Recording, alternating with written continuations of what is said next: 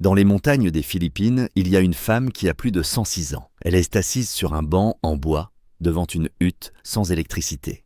Elle trempe une épine fixée à un bâton de bambou dans un pot d'encre faite de charbon et d'agrumes, puis elle tapote un motif dans la peau humaine. Un motif qui n'a pas changé depuis 1000 ans. Des gens viennent de Tokyo, de Berlin, de Los Angeles. Ils prennent l'avion, puis marchent pendant des heures sur des sentiers de montagne sans réseau, juste pour s'asseoir devant elle. Elle est la dernière personne vivante qui connaît les motifs d'origine. Quand elle mourra, une tradition plus ancienne que la plupart des pays de la Terre mourra avec elle. Dans un autre endroit, des agriculteurs cultivent du riz sur les flancs des montagnes depuis 2000 ans, sans une seule pompe, sans une seule machine. L'océan descend du sommet jusqu'en bas de la montagne, à travers un réseau de canaux creusés à la main dans la roche et l'argile, terrasse après terrasse, génération après génération. Le système fonctionne encore, mais les jeunes partent pour Manille. Et les terrasses, vieillies de 2000 ans, et commencent à s'effondrer. Sur une île, il y a plus de volcans par kilomètre carré que n'importe où ailleurs sur Terre. L'un d'eux est entré en éruption et a englouti un cimetière sous la mer. Les croix sont encore visibles sous l'eau, les pêcheurs passent au-dessus chaque matin. Et dans les montagnes de la Cordillère, il y a un village où les morts ne sont pas enterrés. Ils sont placés dans des cercueils en bois, et ces cercueils sont cloués à la paroi d'une falaise, à des centaines de mètres au-dessus de la vallée. Certains y sont suspendus depuis plus de 2000 ans. Les plus anciens se sont ouverts avec le temps. On peut voir les eaux à l'intérieur. Ce ne sont pas des destinations touristiques. La plupart des Philippins ne sont jamais allés dans aucun de ces lieux. Voilà les Philippines que personne ne vous montre, les mondes de montagne qui existent au-dessus des plages, au-dessus des stations balnéaires, au-dessus de la version carte postale du pays. Et presque tous sont en train de disparaître. Avant de commencer, laissez un commentaire pour nous dire depuis quel pays vous regardez cette vidéo en ce moment. On veut voir combien de pays cette vidéo atteint. Le mont Pulag, province de Benguet, Cordillère, à 2926 mètres au-dessus du niveau de la mer. Le mont Pulag est le troisième plus haut sommet des Philippines. Il se trouve dans la Cordillère centrale, au nord de Luzon, une région si éloignée des plaines côtières que le gouvernement colonial espagnol ne l'a jamais vraiment contrôlée. Les peuples Ibaloi et Kankanaey, qui vivent sur ces pentes, se sont gouvernés eux-mêmes pendant des siècles. Le sommet du Pulag est couvert d'herbe. Pas de jungle, pas de roches, d'herbe. De grands tapis d'herbe et de bambous nains qui deviennent dorés pendant la saison sèche et qui s'étendent le long de la crête comme un paysage des Highlands d'Écosse posé au milieu des tropiques. Selon le département de l'environnement et des ressources naturelles, le mont Pulag est classé parc national et abrite la plus grande forêt de mousse encore présente à Luzon, une forêt de nuages où chaque branche est couverte d'une mousse si épaisse que les arbres semblent rembourrés. Mais ce qui attire les gens au Pulag, c'est ce qui se passe à l'aube. La montagne se dresse au-dessus de la ligne des nuages. Par matin clair, les grimpeurs qui campent sur la prairie du sommet se réveillent entourés par une mer de nuages qui s'étend jusqu'à l'horizon. Les nuages remplissent complètement les vallées en dessous, lisses, blancs, sans surrupture. Et les sommets de la cordillère surgissent à travers eux comme des îles dans un océan blanc. La température au sommet descend sous zéro pendant la nuit. Selon la PAGASA, le service météorologique national des Philippines, le Pulag est l'un des seuls endroits du pays où le givre se forme naturellement. Dans un pays tropical où la moyenne des plaines est de 32 degrés Celsius, le sommet du Pulag devient assez froid pour geler l'eau dans votre bouteille. Le peuple Ibaloi qui vit sur les pentes plus basses considère la montagne comme sacrée. Selon des recherches ethnographiques publiées par l'Université des Philippines à Baguio, les Ibaloi croient que le mont Pulag est le lieu de repos des esprits de leurs ancêtres. Certaines zones de la montagne sont traditionnellement interdites. Le sommet herbeux, où les touristes campent aujourd'hui, n'était autrefois visité que par les chefs rituels. Un pays tropical avec un sommet gelé, une mer de nuages nublige à l'aube qui efface tout le monde d'en bas, et un peuple qui considérait ce sommet comme sacré bien avant que quelqu'un y apporte une caméra. Les cercueils suspendus de Sagada, Mountain Province, Cordillère. Dans les falaises calcaires, au-dessus de la ville de Sagada, dans la province de Mountain, au nord de Luzon, des cercueils en bois sont cloués à la paroi rocheuse. Certains sont coincés dans des crevasses naturelles. D'autres sont suspendus à des chevilles de bois enfoncées dans la falaise.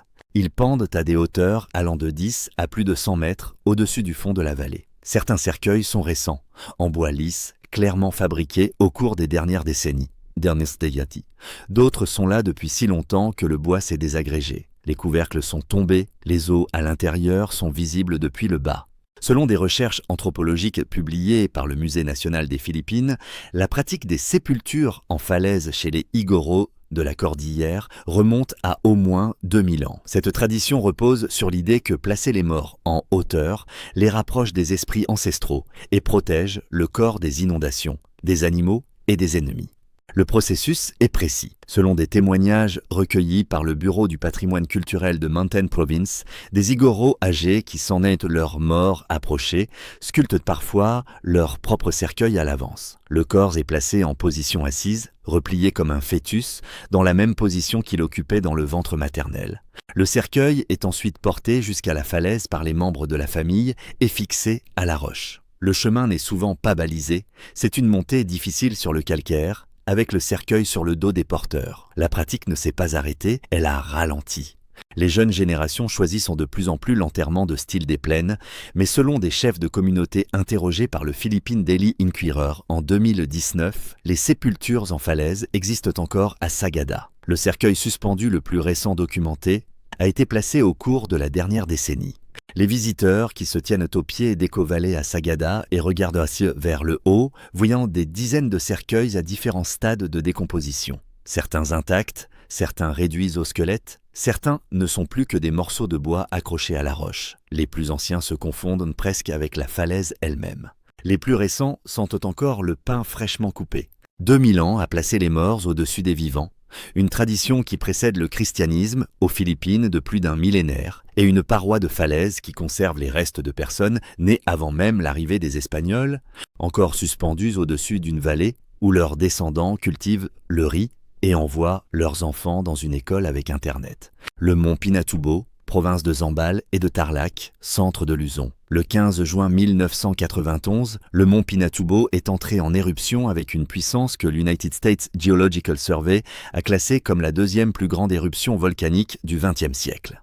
La colonne éruptive est montée jusqu'à 35 km dans l'atmosphère. Selon le volcanologue Chris Newhall de l'US Geological Survey, qui faisait partie de l'équipe de surveillance, l'éruption a expulsé environ 10 km3 de matière, assez pour ensevelir toute l'île de Manhattan sous une couche de cendres de 40 mètres de profondeur. L'éruption a tué directement plus de 800 personnes. Selon les données compilées par l'Institut philippin de volcanologie et de sismologie, le PHIVOLCS, les lahars qui ont suivi, des rivières de boue volcanique formées quand la pluie s'est mélangée aux dépôts de cendres meubles, ont tué des centaines d'autres personnes dans les années suivantes. Des villes entières ont été enterrées. Le peuple Aïta, population autochtone des pans du volcan, a perdu complètement ses terres ancestrales. Selon la Commission nationale des peuples autochtones, environ 30 000 Aïtas ont été déplacés. Beaucoup ne sont jamais revenus. L'éruption a aussi eu un effet mondial que la plupart des gens en dehors des sciences de l'atmosphère n'ont jamais entendu. Selon l'Institut Goddard de la NASA pour les études spatiales, le dioxyde de soufre injecté dans la stratosphère par le Pinatubo a formé une couche d'aérosol qui a renvoyé une partie de la lumière du Soleil loin de la surface de la Terre. Les températures mondiales ont baissé d'environ 0,5 degrés Celsius pendant les 2 années suivantes. L'éruption d'une seule montagne aux Philippines a refroidi toute la planète de façon mesurable. Aujourd'hui, le cratère abrite un lac turquoise, large d'environ 2,5 km. Sa couleur vient des minéraux dissous dans l'eau, le soufre, le fer et les sédiments volcaniques. Selon les données de surveillance du Petit-Vol SCS, le lac n'a pas d'exutoire. Il se remplit d'eau de pluie et d'infiltration volcanique et repose dans le cratère comme un bol de peinture bleu-vert. Pour atteindre le lac, il faut traverser des champs de lahars, de vastes plaines grises de boue volcanique durcie où les rivières ont creusé des canyons de 20 mètres de profondeur. Le paysage ressemble à la surface de la Lune. Pas de végétation, pas de couleur, juste du gris dans toutes les directions jusqu'à ce que le bord du cratère apparaisse et que l'eau turquoise en dessous vous rappelle soudain que la couleur existe. Un volcan qui a refroidi la planète, un lac d'une couleur qu'on ne voit nulle part ailleurs sur Terre et un peuple autochtone qui a perdu sa montagne et passe depuis 3 décennies à essayer de la récupérer. Le lac Olon, South Cotabato, Mindanao. Au sommet du mont Parker, un volcan endormi du sud de Mindanao, il y a un lac sans route, sans balises de sentiers, sans panneaux. Pour y arriver, il faut marcher environ 5 heures à travers une forêt tropicale dense en quittant la chaleur des plaines pour l'air plus frais des hauteurs volcaniques. Le peuple Tiboli contrôle l'accès. Selon le bureau provincial du tourisme du South Cotabato, toute personne qui veut atteindre le lac Olon doit s'enregistrer auprès de la communauté Tiboli, payer une redevance de conservation et être accompagné d'un guide local. Il n'y a pas de moyen d'y échapper. Les sentiers ne sont pas balisés et les Tiboli connaissent des chemins à travers la forêt que les étrangers ne voient pas. Le lac Olon se trouve à environ 1800 mètres au-dessus du niveau de la mer, dans la caldeira du mont Parker. L'eau est froide, claire et entourée de tous côtés par une forêt qui descend brutalement jusqu'au rivage. Il n'y a ni bâtiment, ni ponton, ni bateau. Selon des études limnologiques menées par l'Université d'État de Mindanao, le lac mesure environ 1,5 km de large et atteint plus de 60 mètres de profondeur. La qualité de l'eau est parmi les meilleures de tous les plans d'eau douce des Philippines, parce qu'il n'y a ni ruissellement agricole, ni habitation, ni route d'accès. La relation des Tiboli avec le lac n'est pas récréative. Selon les recherches ethnographiques de la docteure Sarah Dill Hunt de l'université Ateneo de Davao, les Tiboli considèrent le lac et la forêt tout autour comme spirituellement importants. La forêt n'est pas un parc, c'est une frontière vivante. Les Tiboli ont résisté à plusieurs tentatives d'aménagement commercial du site, y compris une proposition au début des années 2000 pour construire une route vers le lac afin de développer le tourisme. La proposition a été rejetée. L'argument des Tiboli, consigné dans les procès-verbaux du gouvernement provincial, était simple. Une route amènerait du volume. Le volume amènerait des déchets. Les déchets tueraient le lac. Ils ont choisi la marche de 5 heures. Ils ont choisi l'accès contrôlé. Ils ont choisi de garder le lac exactement comme il est depuis aussi loin que la mémoire remonte. Un lac de cratère sur un volcan endormi, protégé non par des clôtures ou des gardes, mais par un peuple qui a décidé que le chemin le plus difficile est parfois le seul moyen de garder un lieu en vie. Le mont Amiguitan, Davao oriental, Mindanao. Sur la côte est de Mindanao, en s'élevant depuis les plaines basses tournées vers le Pacifique, une montagne atteint 1637 mètres. Les pentes Padas sont couvertes de forêts tropicales. Les altitudes moyennes sont une forêt de nuages couverte de mousse. Et le sommet est autre chose.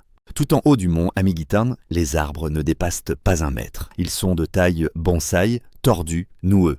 Leurs racines s'accrochent à la roche exposée et à un sol mince et acide. Leurs troncs sont enveloppés de mousse. Selon le Comité du patrimoine mondial de l'UNESCO, qui a inscrit le sanctuaire de faune du massif du mont Amiguitan en 2014, la forêt pygmée du sommet est l'un des écosystèmes les plus distincts biologiquement de toute l'Asie du Sud-Est. Cette petite taille est due aux conditions extrêmes du sommet. Vent violent, sol pauvre, forte acidité et exposition aux ultraviolets. Selon des études botaniques publiées par le Musée national des Philippines, les arbres ne sont pas jeunes. Certains auraient plus de 100 ans. Ils ont simplement poussé jusqu'à la limite que l'environnement leur permet. Et cette limite est minuscule. La montagne abrite des espèces qu'on ne trouve nulle part ailleurs sur Terre. Selon l'Union internationale pour la conservation de la nature, les chercheurs de la Philippine Eagle Foundation et de la Haribon Foundation ont documenté le pic pygmée des Philippines, la plante carnivore à feuilles velues de Amiguitan, l'une des plus grandes plantes carnivores du monde, capable de piéger des rongeurs, ainsi que plusieurs espèces de grenouilles découvertes uniquement sur cette montagne. La montagne se trouve dans un couloir de typhon. Selon les données de la Pagasa, Davao oriental est l'une des provinces les plus frappées par les typhons aux Philippines. En décembre 2012, le typhon Bopha a frappé la région avec des vents soutenus de 175 km/h. Plus de 1000 personnes sont mortes dans les plaines voisines. La forêt pygmée du sommet, elle, a survécu. Les arbres sont trop petits et trop souples pour que le vent les casse. Ils se plient sous les typhons depuis des siècles. Une forêt d'arbres centenaires plus petits qu'un enfant. Des plantes qui mangent des rats. Des espèces qui n'existent que sur une seule montagne. Et un sommet qui a survécu à tous les typhons du Pacifique simplement en refusant de grandir assez haut pour être remarqué. Si vous regardez encore, vous savez déjà que cette chaîne est faite pour vous. Abonnez-vous et dites-nous dans les commentaires lequel de ces mondes de montagne vous aimeriez le plus voir en vrai. Le village de Buscalan, province de Kalinga, Cordillère. Dans la province de Kalinga, au nord de la Cordillère, sur une crête de montagne qu'on atteint après 1 heure de marche depuis la route la plus proche, il y a un village d'environ 300 habitants où une femme tatoue la peau humaine depuis plus de 90 ans. Son nom est Wangod Ogey. Elle est née vers 1917. La date exacte n'est pas certaine, car les registres de naissance n'étaient pas tenus dans les hautes terre de Kalinga pendant la période coloniale américaine. En 2026, on pense qu'elle a plus de 106 ans. Selon la Commission nationale pour la culture et les arts, qui l'a reconnue trésor national vivant en 2018, Wangod est la plus âgée des Mamba Batok, les tatoueuses traditionnelles Kalinga au bâton, et la dernière praticienne encore en vie qui a appris cet art directement dans la lignée d'origine. La technique n'a pas changé depuis 1000 ans. Une épine de calamansi ou de pomelo est fixée à une fine tige de bambou. L'encre est un mélange de charbon et d'eau. Wangod tapote l'épine dans la peau avec un second bâton, point après point, sans pochoir, sans guide, en travaillant de mémoire et à partir des motifs que son père lui a enseignés quand elle était adolescente. Selon la documentation anthropologique de la docteure Analine Salvador Amores de l'Université des Philippines à Baguio, la tradition originale du tatouage Kalinga n'était pas décorative. Les motifs se méritaient. Les guerriers recevaient certains dessins après avoir pris une tête au combat. Les femmes recevaient des motifs liés à la fertilité. Chaque tatouage était une trace, une biographie écrite sur le corps. Wangod ne devait pas être la dernière. Elle a formé des apprentis pendant toute sa vie, mais les hautes terres de Kalinga se sont vidées au fil des décennies, à mesure que les jeunes partaient pour les villes des plaines. Selon les registres du gouvernement provincial de Kalinga, la population des barangays de montagne reculées a baissé de plus de 40% depuis les années 1980. Deux de ses petites nièces, Grace et Eliang, apprennent maintenant l'art. Elles s'exercent chaque jour, mais selon des entretiens publiés par CNN Philippines, elles ont reconnu que certains des motifs les plus anciens, ceux que Wangod garde encore en mémoire mais n'a pas encore transmis, pourraient ne pas survivre au passage de relais. Des touristes arrivent à Buscalan chaque jour. Ils marchent pendant 1 heure sur un sentier sans garde-corps, attendent leur tour sur un banc en bois et reçoivent un tatouage d'une femme née avant l'existence de l'aviation commerciale. Elle demande environ 1000 pesos, soit environ 18 $. Le tatouage prend entre 10 et 40 minutes. Le son est un tapotement régulier, épine contre bambou contre peau, qui résonne contre les murs de pierre de la hutte et descend dans la vallée. 1000 ans de tradition, une femme qui se souvient de tout et 2 jeunes femmes qui apprennent aussi vite qu'elles le peuvent dans une course contre une horloge que personne ne veut reconnaître. L'île de Camiguin, nord de Mindanao, dans la mer de Bohol, à environ 10 km au large de la côte nord de Mindanao, il y a une île d'environ 238 km². Elle possède 7 volcans, plus de volcans par kilomètre carré que toute autre île du monde. L'éruption la plus récente a été celle du mont Ibok-Ibok en 1953. Selon les archives historiques du Piachivol CS, des coulées pyroclastiques ont dévalé les pentes et tué environ 500 personnes dans les villages voisins. La ville de Mambajao, la capitale de l'île, a été partiellement détruite. Mais l'éruption qui a laissé la trace la plus visible est plus ancienne. Dans les années 1870, un événement volcanique a provoqué l'enfoncement d'une partie du littoral de l'île près de l'ancienne ville de Catarman. Un cimetière a glissé sous la mer. L'ancien cimetière de Catarman est aujourd'hui un site sous-marin couvert de corail à environ 200 mètres du rivage. Selon le bureau provincial du tourisme de Camiguin, les croix de pierre et les marqueurs funéraires sont encore visibles. Debout sur le fond marin, dans environ 3 à 5 mètres d'eau. Le corail a poussé dessus. Des poissons nagent entre eux. Les noms sur certains marqueurs sont encore lisibles. Les pêcheurs passent au-dessus du cimetière englouti chaque matin. Les tombes de leurs propres ancêtres sont sous leurs barques. Selon des entretiens communautaires documentés par l'Université des Philippines à Visayas, les pêcheurs parlent du lieu avec une familiarité très précise que les étrangers trouvent troublante. Ils montrent simplement des points dans l'eau. Mon arrière-grand-père est là, comme quelqu'un dans un autre pays montrerait une tombe dans un cimetière d'église. L'île s'est reconstruite après chaque éruption.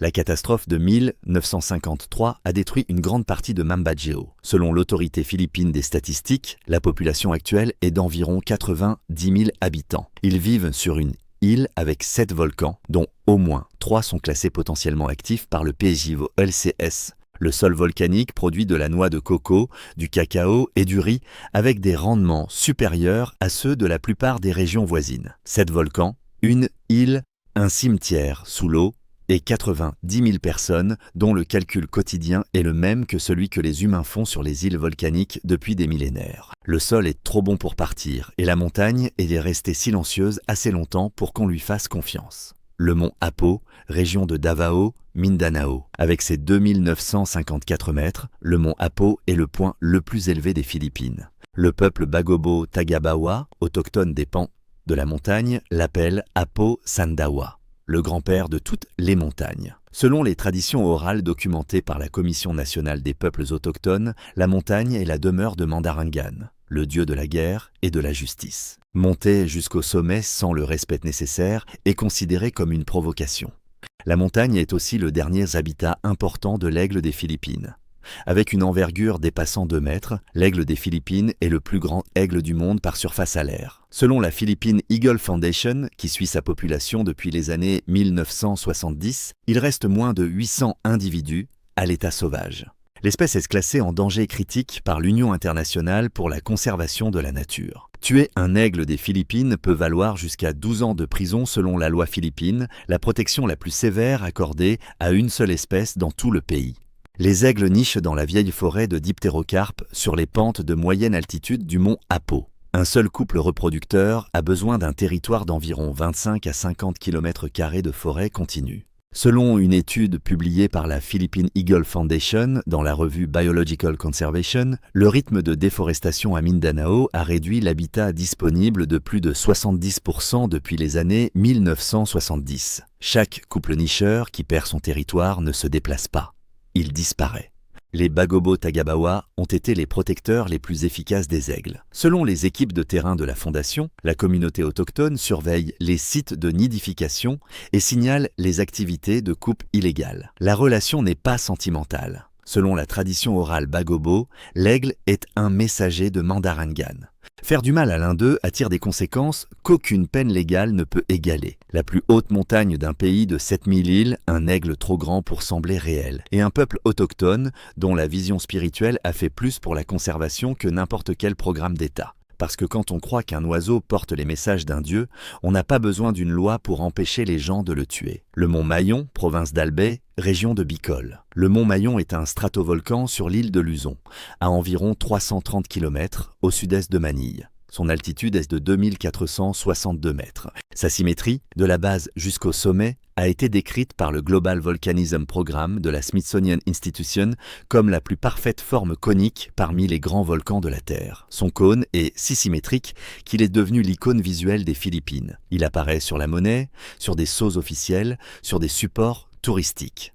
Vu depuis les plaines autour, par ciel clair, son profil est presque géométriquement parfait. Une seule ligne continue de la base au sommet, découpée sur le ciel. C'est aussi l'un des volcans les plus actifs et les plus destructeurs des Philippines. Selon le PIVOL-CS, le Mayon est entré en éruption plus de 50 fois depuis 1616, ce qui en fait le volcan qui entre le plus souvent en éruption dans l'archipel philippin. L'éruption la plus dévastatrice a eu lieu le 1er février 1814, quand des coulées pyroclastiques et des lahars ont détruit la ville de Cagsawa. Selon les archives de l'église, conservées par le diocèse de Legazpi, environ 1200 personnes sont mortes, beaucoup d'entre elles à l'intérieur de l'église de Cagsawa, où elles s'étaient réfugiées en pensant que les murs de pierre les protégeraient. Les murs ne les ont pas protégées. La coulée pyroclastique avançait à plus de 100 km/h et à des températures dépassant 700 degrés Celsius. L'église a été ensevelie. Aujourd'hui, seul le clocher dépasse au-dessus du lahar solidifié. Il se dresse au milieu d'un champ plat de roches volcaniques grises, comme un doigt de pierre pointé vers la montagne qui a enseveli tout le reste. Selon le PIVOLX, la dernière éruption importante date de janvier 2018, lorsque le volcan a produit des panaches de cendres montant jusqu'à 10 km, ainsi que des coulées de lave descendues à 2 km du sommet. Plus de 90 000 personnes ont été évacuées hors des zones de danger.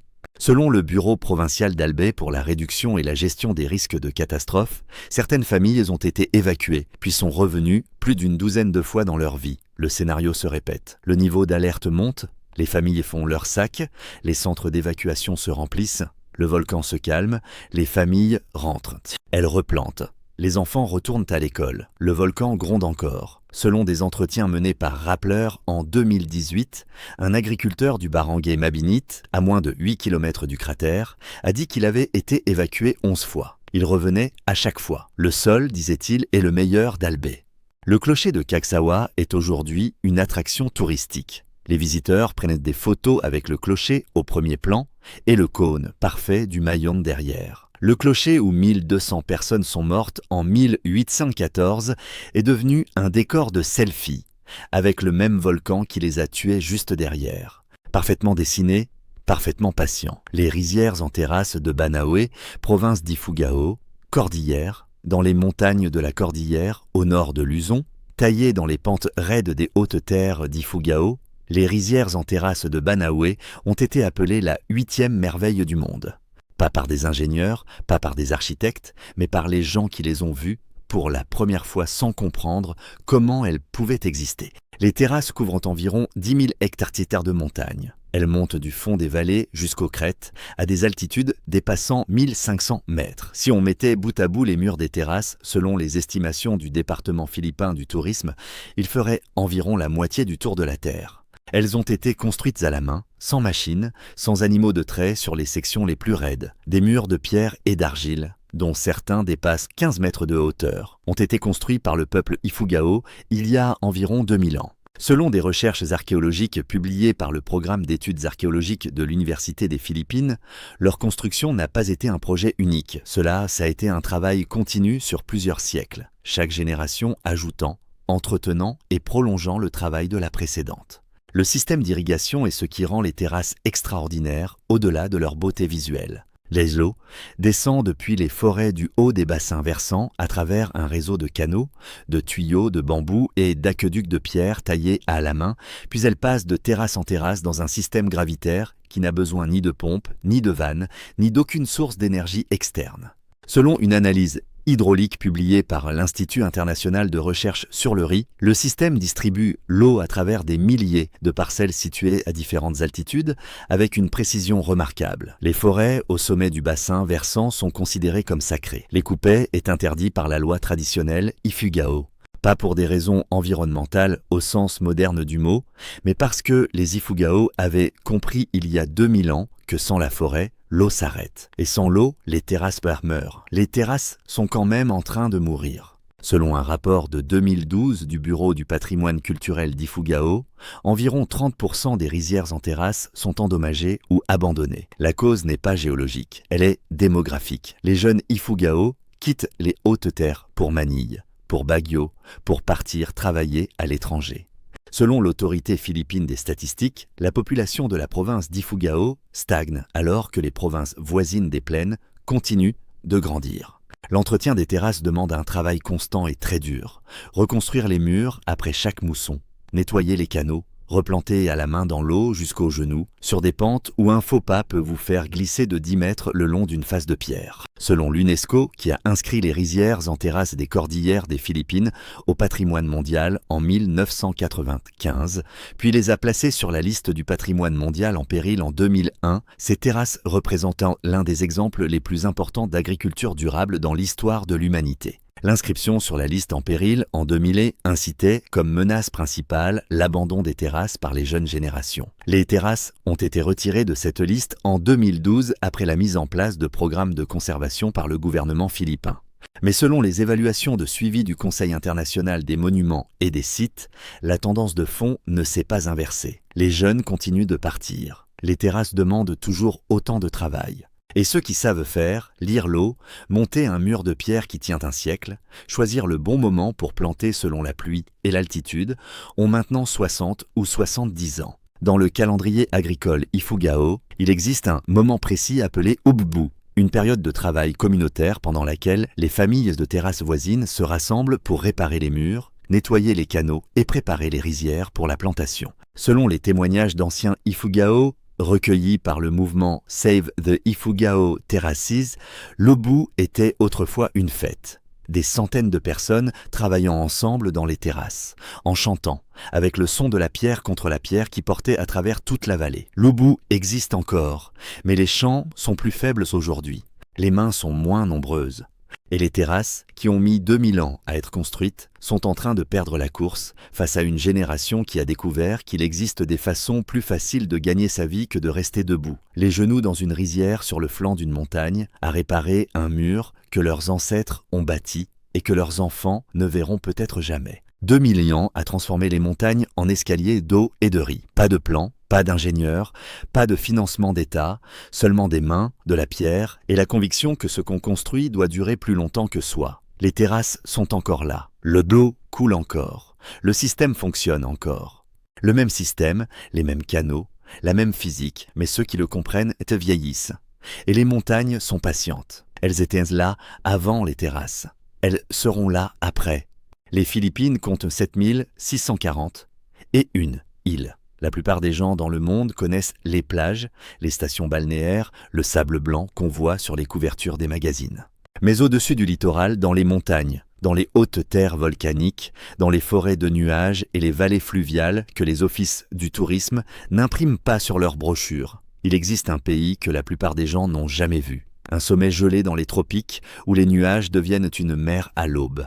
Des cercueils cloués à une falaise il y a 2000 ans, avec de nouveaux cercueils encore ajoutés aujourd'hui. Un volcan qui a refroidi la planète entière et laissé un lac turquoise dans son cratère. Un lac sur un volcan endormi, protégé par un peuple qui a choisi 5 heures de marche plutôt qu'une route. Une forêt d'arbres centenaires, plus petit qu'un enfant. Une femme qui tapote de l'encre dans la peau avec une épine et un bâton, emportant dans sa mémoire 1000 ans de motifs. Une île avec 7 volcans et un cimetière sous l'eau. Un aigle trop grand pour sembler réel, protégé par un peuple qui croit qu'il porte les messages d'un dieu. Un cône parfait qui a enseveli des villes et qui sert aujourd'hui de décor à des selfies. Et un escalier de rizière taillé à la main dans la montagne, vieux de 2000 ans, encore en état de marche, lentement abandonné par la génération qui en a hérité. Les plages ne vont nulle part. Ces lieux, eux, pourraient disparaître. Lequel voudriez-vous voir avant qu'ils changent pour toujours ? Dites-le nous dans les commentaires. Et si vous êtes arrivé jusqu'à la fin,